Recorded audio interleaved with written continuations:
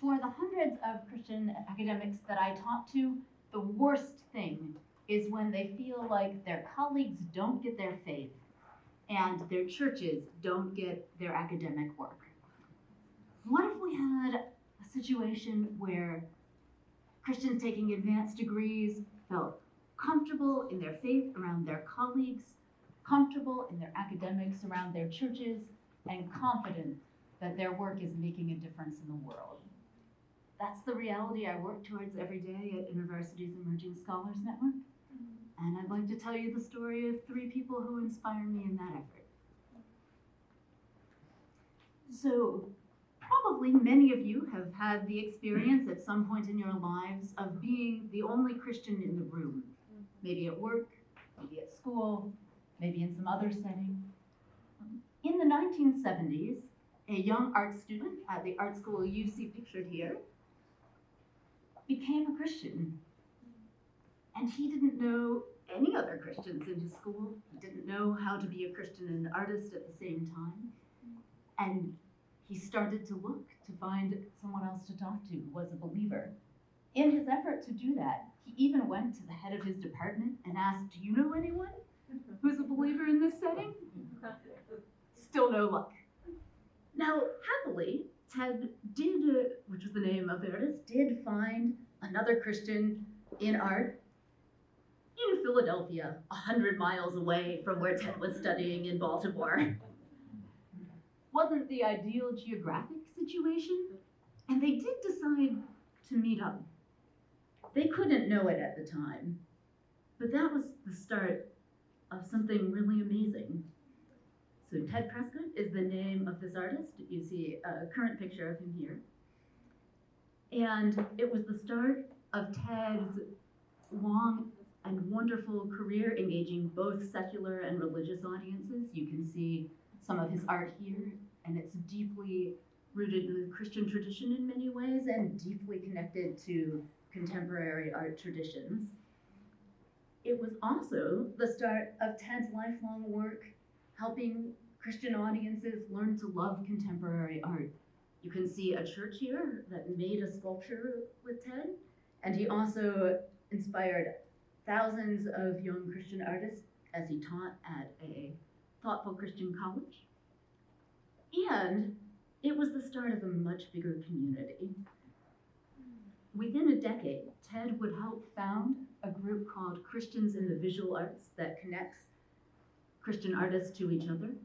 And so now, when there's a puzzled art student trying to figure out how to be a Christian and an artist, there's a community they can find and connect to. And it all started with 2 art students willing to drive 100 miles to have a conversation. The next person I'd like to tell you about is a young scientist named Catherine, who fell in love with a PhD in linguistics named Andrew. When they got married, they shared evangelical Christian faith, they shared a love for learning, and they shared an excitement to start their lives together. What they didn't share was a consensus on whether climate change was happening or not. Now, if you feel strongly one way or the other on that, rest assured I'm not trying to convince you to a particular position on that today. I'm just trying to tell you a story about relationships. Now, I do know other couples who disagree on climate change. For most of them, it's not a big issue in their day-to-day lives that causes them conflict. But in this case, it was kind of a challenge, because for Andrew, his stance on the issue felt very connected to his identity. He's a believer, he's from the southern US. At that time, he didn't know anyone else who shared his faith and did think climate change was happening. And climate science was Catherine's day job, so she thought about it a lot. She was pretty passionate about it. And coming from a Canadian evangelical context, she didn't really realize she knew anyone who didn't think climate change was happening until she found out that her husband didn't. So they were facing a pretty polarizing issue in the early months of their marriage. So what did they do? Well, Catherine and Andrew had a conversation. They had a conversation that lasted 2 years about it. In this case, both of them realized they had to change their minds about something. So again, not trying to convince you to one side or the other. In this particular instance, Andrew did become convinced that he agreed with Catherine on the implications of her research. But Catherine realized she didn't understand why people thought what they thought about climate change, and she had to spend more time understanding that. And all of that led to what she does today. Catherine continues to do scientific research and to engage the public on these questions. And she frequently talks to audiences of faith. Here she is speaking at a Christian college and engaging with faith questions on her Facebook page. And she always starts the conversation with shared faith and with shared values, like caring for the poor. And the win here isn't that people always agree with Catherine at the end of that conversation. The win here is there's a really interesting dialogue happening where there wasn't one before, and it points people to shared faith and shared values wherever they come out on the specific issue. And that's a win for everyone. And the last person I'd like to tell you about today is a recently emeritus Princeton professor in plasma physics. Not all physicists wear helmets to their day job, but Bob does occasionally. So this professor is named Bob Kaida. He does award-winning plasma physics research. And he also, one summer, taught VBS at his church. Now, probably many of you have taught Vacation Bible School, and many churches do it, chance to learn about spiritual life for kids over the summer. But Bob and his church made two decisions that were a little bit less frequent in Vacation Bible Study experiences. The first was to focus really strongly on invitation and inclusion. So they worked really hard to invite people to the VBS who weren't a regular part of their community, and especially to support students who were economically disadvantaged in the area and were in minority communities. Now, many of these students lived walking distance from the major research university, Rutgers, which was nearby. But as high school students, they rarely came on campus. It wasn't a big part of their world. So the second big decision that Bob made in this context was to really focus his teaching and the activities on inspiring those students and opening new doors for them. So every morning he looked at scripture with them and he said how much God valued their creativity and the work they could do.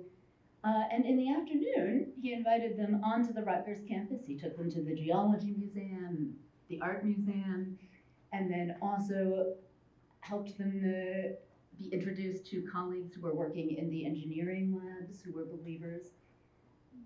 And at the beginning of that week, many of those students were not thinking of college as a potential next step for them after high school. At the end of that week, they were asking Bob, what do I need to do to prepare for college? That's a pretty remarkable transformation in a short period of time. So what happened there? Well, I think what happened is that Bob was a good participant in his own community, and he was excited to invite other people into them and to help them imagine what it would be like to participate in these communities that he's passionate about. And that really made a difference.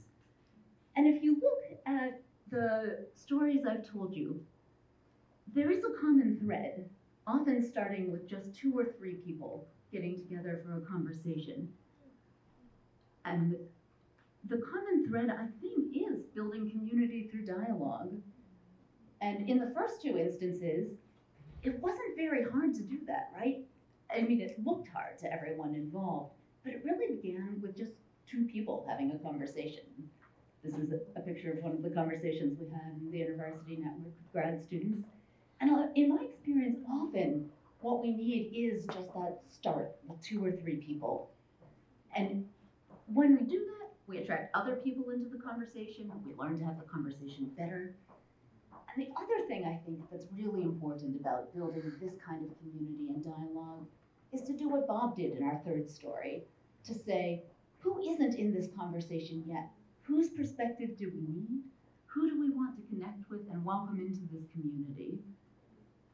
And I think, even though it sounds hard to build community, if we start with those 2 things in mind, it's easier than it looks in many ways. And so this is the invitation I would leave you with today. Think of one conversation you've been wanting to have.